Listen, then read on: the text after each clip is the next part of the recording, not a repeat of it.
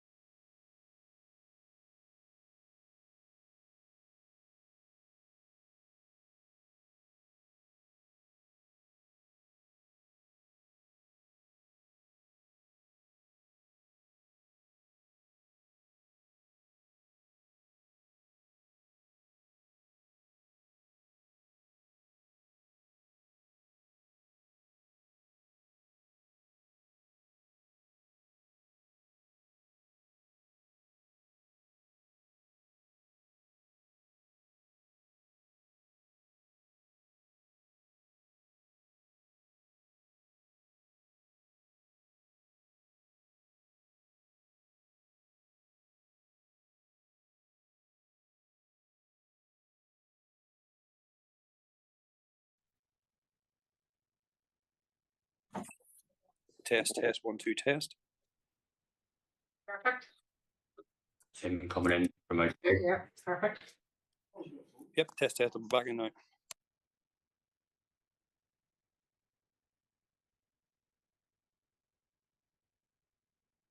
Yeah, that was alright.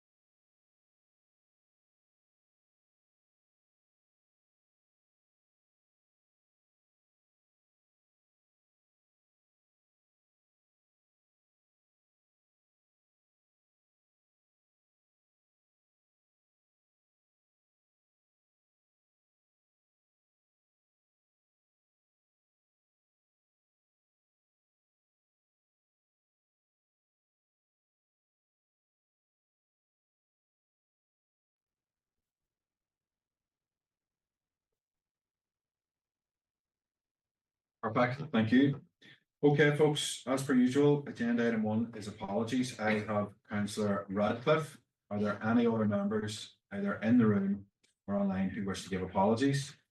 If not, we shall move on. Declarations of interest, agenda item 2. As per usual, we will take them as we go, unless anybody indicates. Okay, and straight into agenda item 3, which is an information item around business plans. So members, as I would normally do, I will ask for anybody who has any questions or queries relating to this. Please indicate. I have Councillor Flaherty online.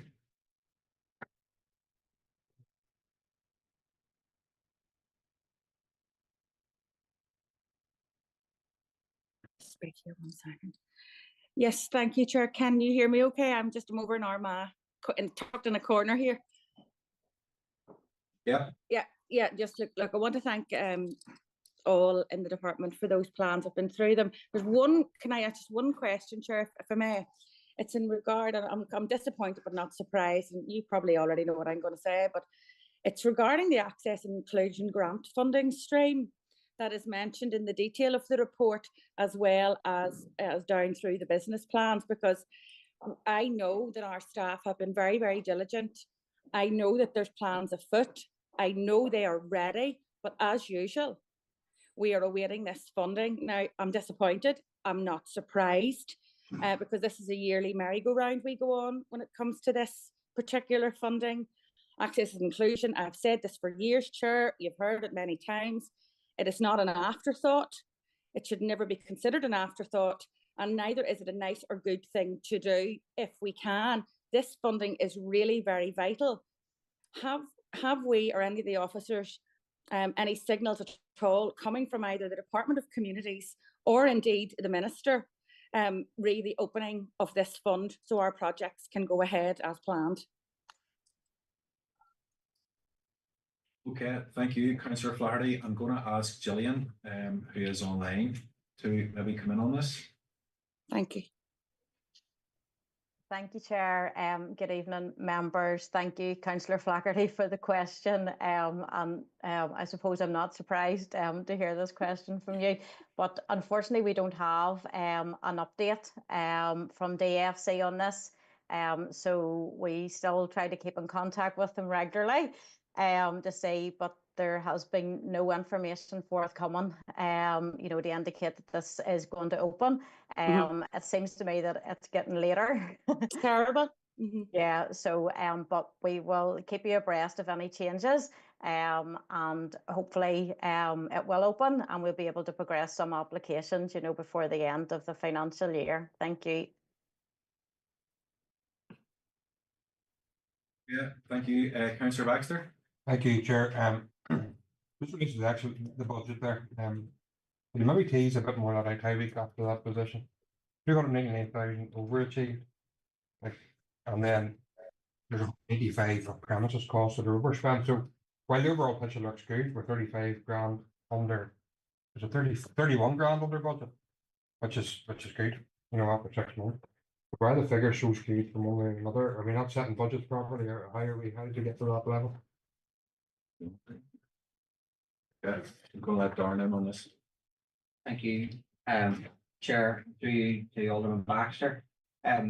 The specifics regarding the finances for health and rec, income in relation to an overachievement in the 6 months to date is largely to do with achieving better income with our memberships. You members will remember that earlier in the year we introduced the new family membership scheme, which has helped drive additional memberships as well. So there's some of that to play in there as well. And then in terms of the pricing increases on the previous year, which was 4%, as I understand it, also will have a bit of an impact on that as well. Just to say, the income target for this incoming year, 6.3 million, which is up on 5.8 million pounds, I think, from last year as well. So we are trending fairly well in terms of usage, and that's around classes, swim lessons, and those things as well are doing particularly well. That said, there are a number of pressures in the department. Some of those relate specifically to keep like water charges. And you'll be aware that over the recent years, we have overspent on our budgets in relation to those due to cost increases, and council took a decision not to increase the budgets, but to cover the costs either from underspends within year budgets or cover the overspends from reserves. And because they do the other by increasing the departmental budget, would have put more pressure on the rate setting process. The other side of it as well is, members, it's how we also then track our expenditure across the year. So if you take, for example, in supplies and services, our license fees all hit in Q1, but we may well have profiled that out across 12 months. So in the first 6 months, it looks like we've overspent, when in reality for the year we won't have.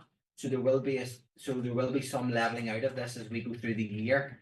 So what we're also doing, just to say, is reviewing how we profile out the budget. So when we know something is going to hit in Q1, we will profile it for Q1 specifically, so we're within budget. But it might have looked like in some places as well, we may well be underspent. It looks that way. And then all of a sudden, the next month we go over. That's just a profiling issue for us as a department. So we are working through some of that.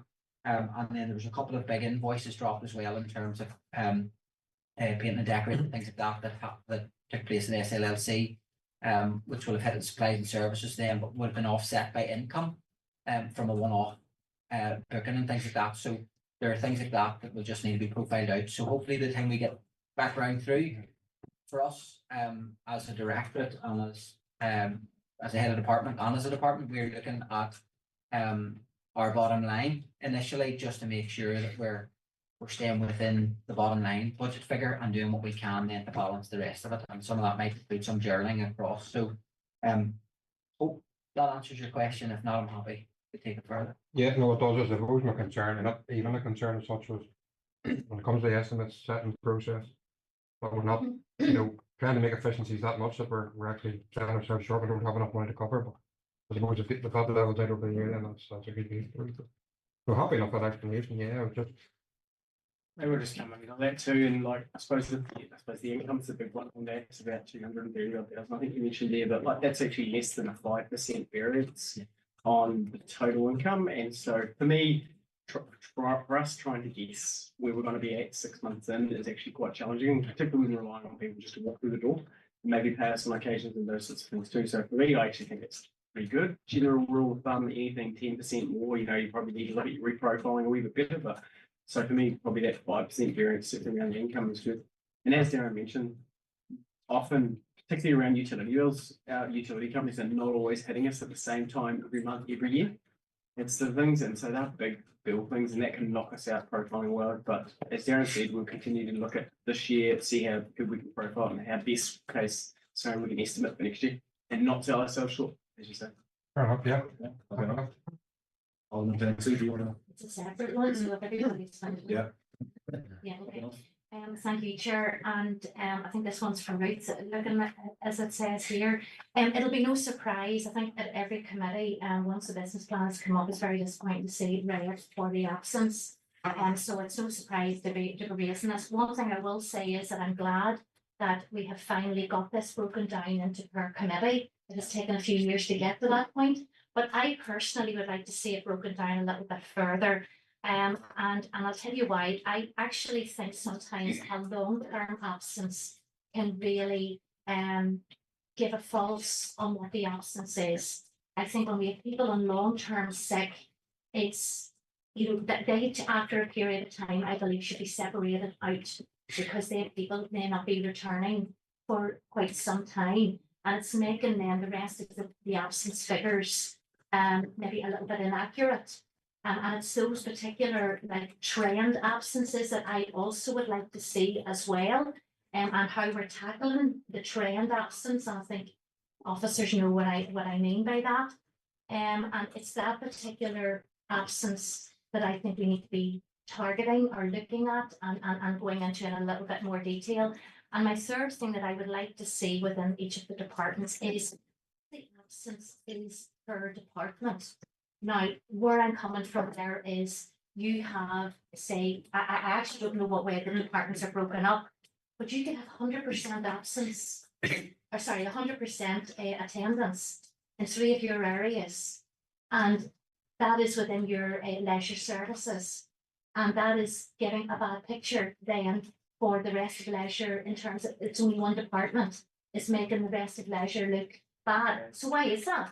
So then as councillors here, we then can look at that and say, well, why is those 2 departments there such high absence? It might be very obvious, but in other cases it may not be. So it's for those reasons. It's not for more work, but it's to try to understand what is the reason that we have got red constantly in absence. So I know there's a lot there, Chair. I don't know whether anyone likes to comment. Well, if you're happy to comment, I'm sure if there's some answers, then maybe you'll draw it back afterwards. But just to reassure, we are looking at this on a team by team basis as well as on a departmental basis, looking at the trends, looking at the reasons in individual cases and supporting people through ongoing contact. If it's long-term sick, you have the absence reviews with HR and with occupational health. And we have staff coming back into work from long-term sick, which is great. The short-term sickness absence is actually really low. We're also monitoring the trends in terms of staff across the department and in community development. 79% of staff in the department have not had any sickness absence across the year, which is great to see. So you are having high levels of attendance there, but we do have some staff who are just generally very ill, and we are keen to make sure they're supported because that is part of their employment protections as well. I appreciate that through you, Chair Ruth, and that is exactly why I think it's very useful for members to understand that those individuals that are very sick, and I'm not saying anybody's not sick, do you understand? But it makes it look really, our absence really poor at the moment because we're hitting red, whereas that's not necessarily the case in cases. So that's hence the reason I raised it. It might be useful to have those broken down a little bit further, Ruth, for us in the future if that's a possibility. Yeah, I feel I think it's a very, very good point, Alderman Tinsley, and the guys do have some breakdowns here if you do want to hear them, just for the 2 directorates. We know that Darren's section makes up probably 70 or 80% of my directorate, if you like, as a whole, but or maybe Darren's probably one in terms of numbers of staff and those sorts of things, but he can maybe give a quick breakdown for his, and Ruth has that detail as well. Okay, thank you. Through you, Chair. Members, doing a bit of analysis on our absence, we reckon, and the reason I say reckon or approximate is because there's so much movement within our department. And I could give you the fixed term equivalents, but that won't actually give you the reality of the people. And at times where we have vacancies, we would collapse maybe 3 or 4 different posts into one post and things like that. So sometimes the department will be a bit smaller in terms of people, and sometimes it get a little bit bigger just depending on what post we need. So as we check today, we estimate that we have 349 people, and all of that we have 27 out sick. 26 of those are long-term and 1 is short-term as of last Monday. That would trip into long-term if we get into next week and that person hasn't returned. That is 7.7% absence level within the department. The way we measure this, Alderman Tinsley, is that we break this down into 4 areas.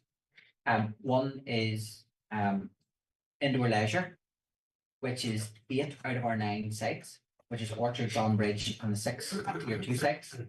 South Lake. In our leisure management, which would be the managing part of the department, and then sports development. Be pleased to know sports development have currently no absence. As of my figures this morning, the rest is then made up from the rest of the department. To contextualize that, sports development have, I think, 12 full-time equivalent posts in there. The 50% of our staff are in South Lake, and that makes up 50% effectively of our absence as well in South Lake. So that's where we sit currently as a department. What I will say is that as a department, we are going through our council processes on a fairly regular basis. And we're often with the director, the head of HR, and the deputy chief executive also to kind of go through our list just to make sure that we're following up. And that's around providing support for staff to return to work. And where appropriate, maybe various duties and things like that, supporting people back into their place of work as well. So we have made some progress, because I can tell you, I think about a month ago, we were at 35 absence, 35 staff absent. So we are making some progress in getting people back to work. But again, just to say 69% of staff in our department have had no absence at all. Some interesting information there. I think it does help. You know, it contributes to positivity as well, as opposed to sort of being negative. These business reports are very, very useful, but at times, especially on an issue like absence, it can be quite high level. It doesn't drill down into it. So I think it's a fair point you raised. Do you want to go through it, or it's okay? Do you want Ruth to figure it out? I'm quite content Yeah. about that level, and that, you know, that we're looking at that, and maybe I can shoot and send that straight to me. I think it's also, I think, an assurance that we know officers are very much aware of it and they're drilling down into the reasons. And it sounds to me like those who need support are being given support and aren't happy. Are there any other questions relating to the item? If not, if we're happy enough, we can move on, members. So item 4.1 is sports development report. Members, if there are any questions, Councillor Alderman Baxter. Thank you, Chair. It's just in terms of the mock-up program and the autumn, and I'm just looking at the locations. They're all very urban. I know there used to be some, well, I know you used to go on the Donaghclooney mock-up program. I don't know if that's, are we changing them about? Maybe Gillian knows the answer to that. I'm not sure who's taking. But do we move them about from the different places, or is this I think there's 7 muggers listed, there may be 8. Are they going to be there for, you know, this program, and then the next time we do it, are they going to move to different areas? Or if we could just sort of tease that out a bit, please. Gillian, if you're happy enough, you want to take that? Yep, thank you, Chair. Thank you, Alderman Baxter, for the question. So the current MUGA programme that we're delivering is really the neighbourhood renewal funded. So which is mostly within the legacy Craigavon area. So, and also because we're now in winter, we're only really delivering in MUGAs that have lights as well. So in the summertime, we were able to widen the MUGA programme with some funding through the sports development budget, but unfortunately, that's not enough to continue that widening of the programme throughout the year. So we're sort of delivering within our DFC funded areas at the moment. I hope that answers your question. On neighbourhood in your areas, Yeah. this particular thing. It would appear that that's Yeah, the. fair enough. That's okay. Thank you. Okay, thank you, members. Have you any other questions relating to that? If not, 4.2 is virtual fitness class pilot in Rathfriland. Alderman Glenn Barr has indicated to speak.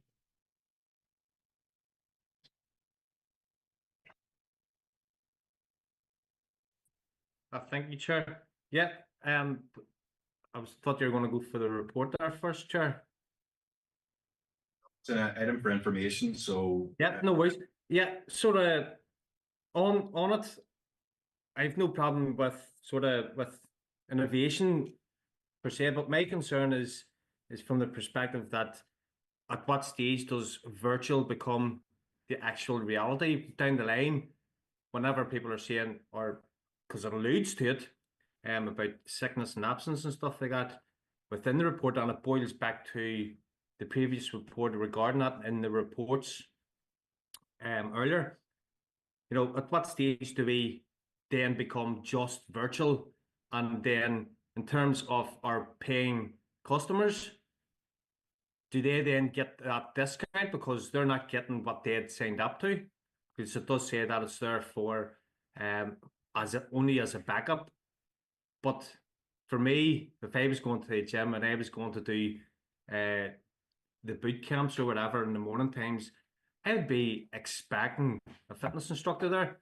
And if that fitness instructor doesn't turn up, and we did have concerns a while ago, I was messaging the officers a few months ago about that, because a lot of our customers, the paying customers, were going and they were turning up and there was nobody there to take the instructing classes. And while I understand this is a backup, but then at what stage then does it become the reality? And then we're pushing that across the board.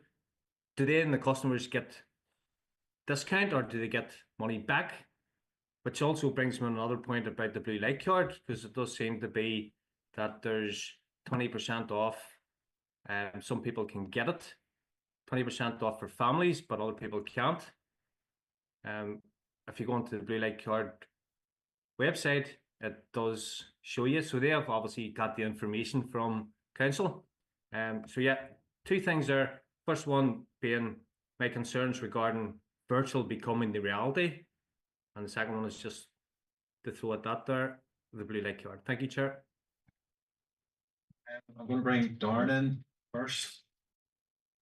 Thank you, Alderman Barr, for your comments. Just to reassure members, indoor leisure or health and recreation have no intention or are not moving to move away from in-person instructors. We recognise the importance of them and the engagement that the public have with our instructors. I suppose what I would say is in relation to the service, and we are piloting this in Rathryland. You will be aware that we have had a number of issues in Rathryland because it is so rural and out on the far side of the borough. We have quite a difficult time trying to get class instructors to cover periods of sickness and absence. That's been really difficult to get people to travel across. But we've also had difficulty recruiting class instructors as well across the borough. And so the issue with cancelling classes is not unfortunately unique to Rathryland. It has, the lack of class instructors and getting things covered has hit us in Banbridge, it's been Orchard and a few other sites as well. So we have been out to recruit for those that closed, I think last week or the week before. So we're hoping that we can get some positive results from that. But just to say, this is more about adding extra value to the programme that is there, because we are conscious instructors that we do have going to Rathryland are very popular with our customers and are very good and capable at their roles. So we would just be putting this in place to offer alternatives during the day when maybe class instructors are few and far between. So we would hope that we would have a mix of both in person and in virtual classes going forward, and particularly on this site. And again, this is just a pilot. We will update you on how the pilot goes, whether it's been positive or not. So we would hope that it would be somewhat successful. And you have to forgive me, I wondered, could you clarify just the information that you require on the blue light card?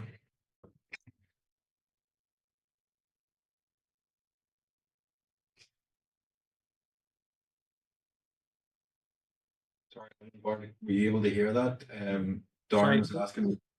Say that again.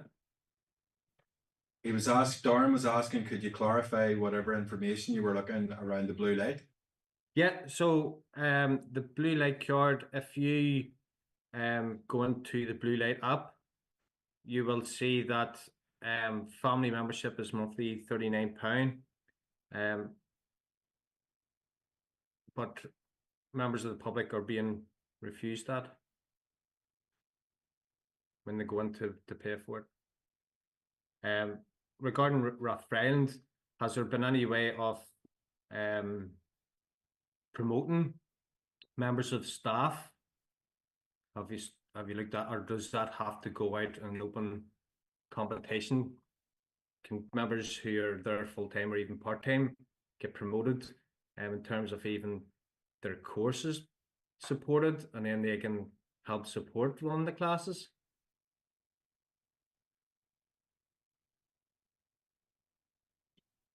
Yeah, thank you, Chair.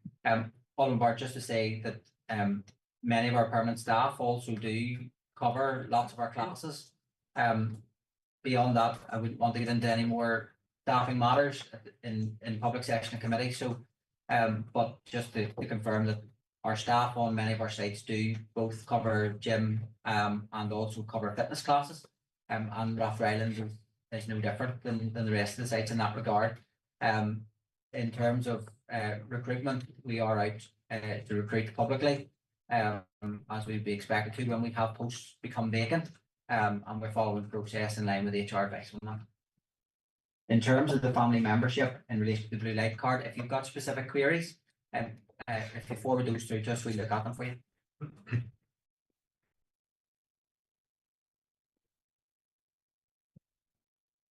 Are you content?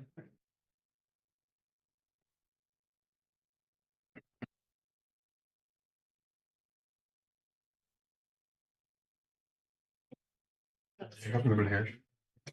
I'm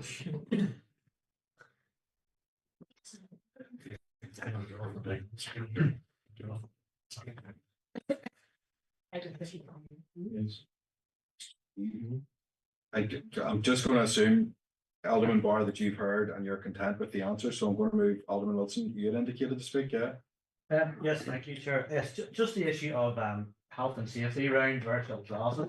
If you have a physical instructor in the room, if somebody's takes ill or aren't, injured themselves or whatever, you've always somebody there obviously trained in what to do. If you have just a room with people watching the screen, if somebody takes ill, who's there to, responsibility to look after somebody? As another member of the public to go out and get somebody, another member of staff to go and assist them. Just sort of be concerned around that. Yeah, which again, the dangers of AI and virtual technology. Darren, could I ask you to just discuss that, please? Yeah, thank you.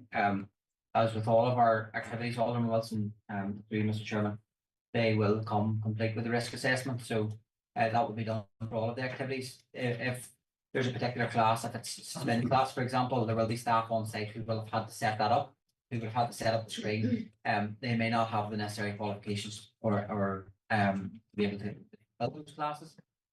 Or there could be multiple classes and they may not have the legs for doing 5 or 6 spin classes in a day. So, but it's just to confirm that all of those activities will be risk assessed. There will be staff on site who are all first aid trained, and will be support there. Rafter Island in itself is one of our smaller sites, so it's much easier to manage and pilot this type of activity. But with proper training and induction on our equipment and risk assessments, we're comfortable with where we are.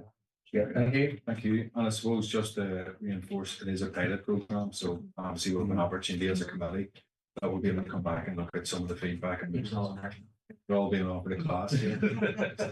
A virtual spin class. Alderman Barr, you've indicated to speak again. Are you looking to come back in on this? Yep, please, Chair. Just to ask, how often are we going to get updates on it? Please, thank you.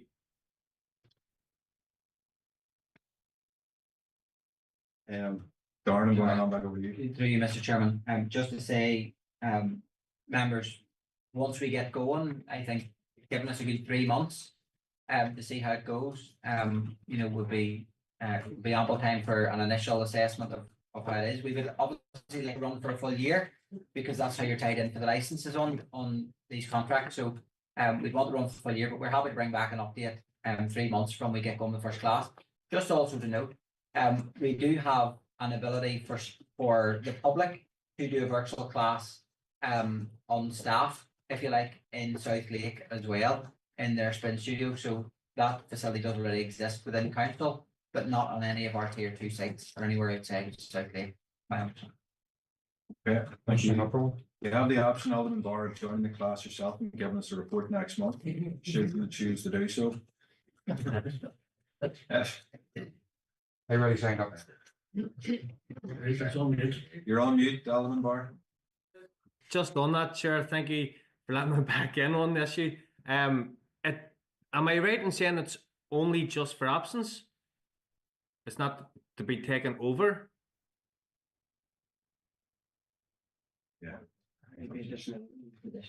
It's an additional element rather than just to cover absence.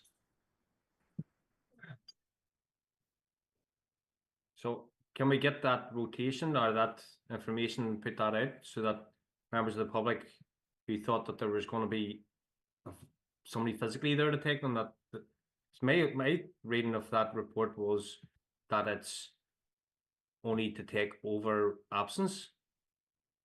Yeah, those classes will still be happening, is my understanding, Alderman Barr anyway, but yeah, in terms of information, if there's any work to be done on that, I'm sure officers can pick up on.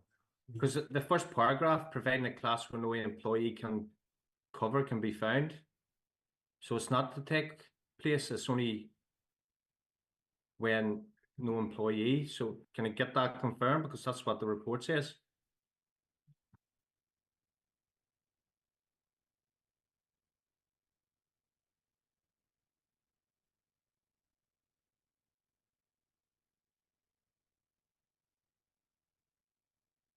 Yeah, I'm going to bring Paul Coleman, who's online in, to maybe just give us a wee bit more information on this.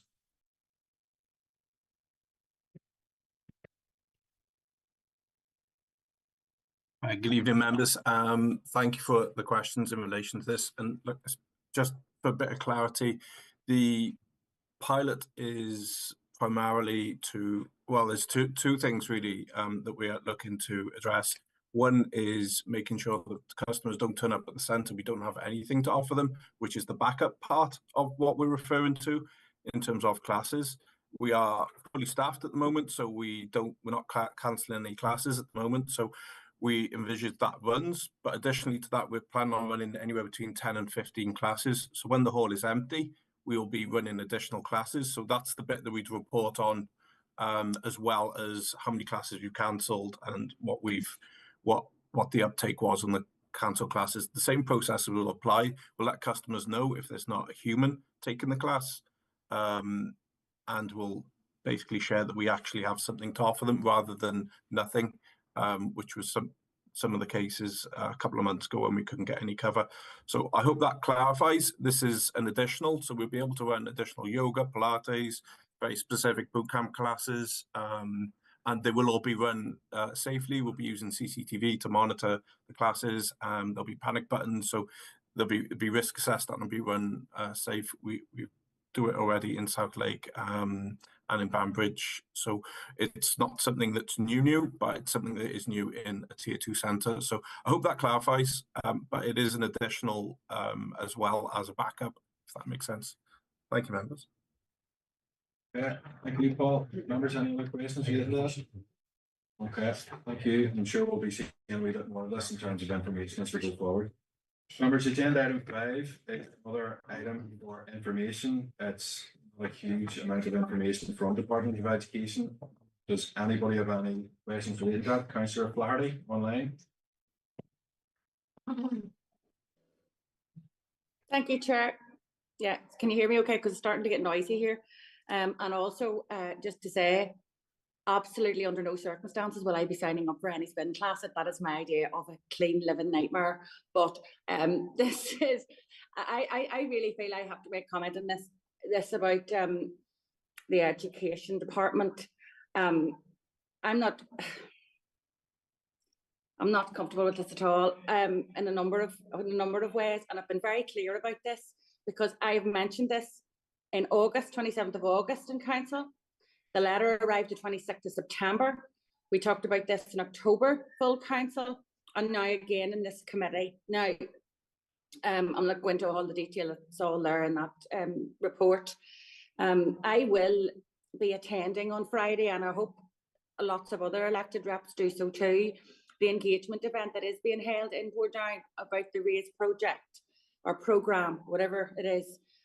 So I'll be there. But what I do want to say, particularly about this report, is it says there will be an online briefing and they're hoping for January. Again, I say I've been talking about this from before term started for our children. I said it last month.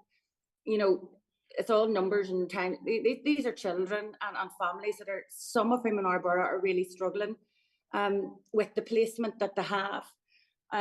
So I'll say this, the education department and the minister, they have meetings with all sorts of people all of the time. We're elected representatives here in this borough. This is a very, very important issue for these families and children.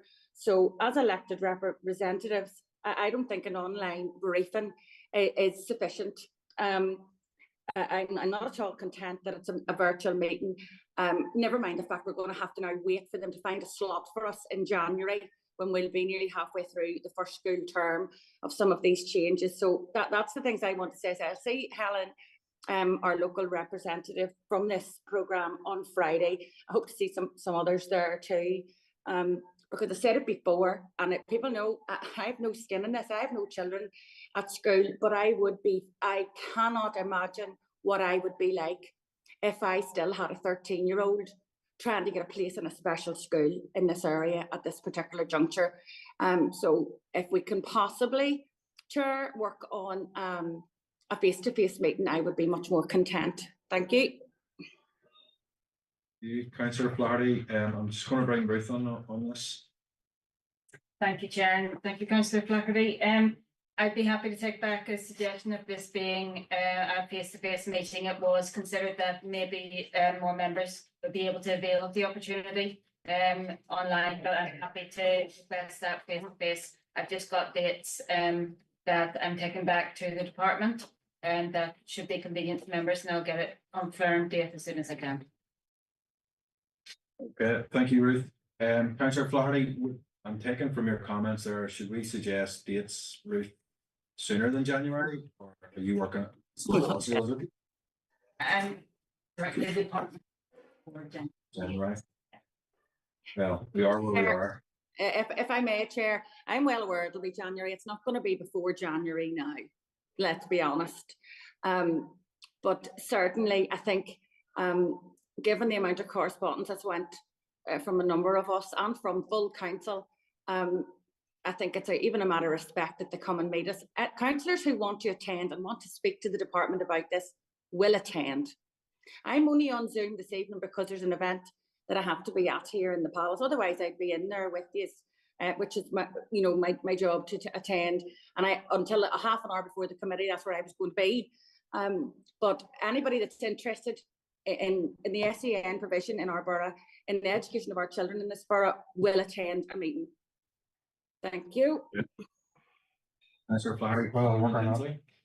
And Chair, if I could just perhaps request if it could be hybrid, because obviously there's members aren't here tonight for whatever reason. And as much as the members do want to try to be at meetings physically, it can't happen. I agree it's much better to speak to people in person, but that doesn't necessarily happen. So having the choice would be very useful, I think, Ruth, if that's possible. Yeah, I think that's fair enough. Yeah. Just to make a point, because it's been said, I've said it a number a few times, there's members here that work.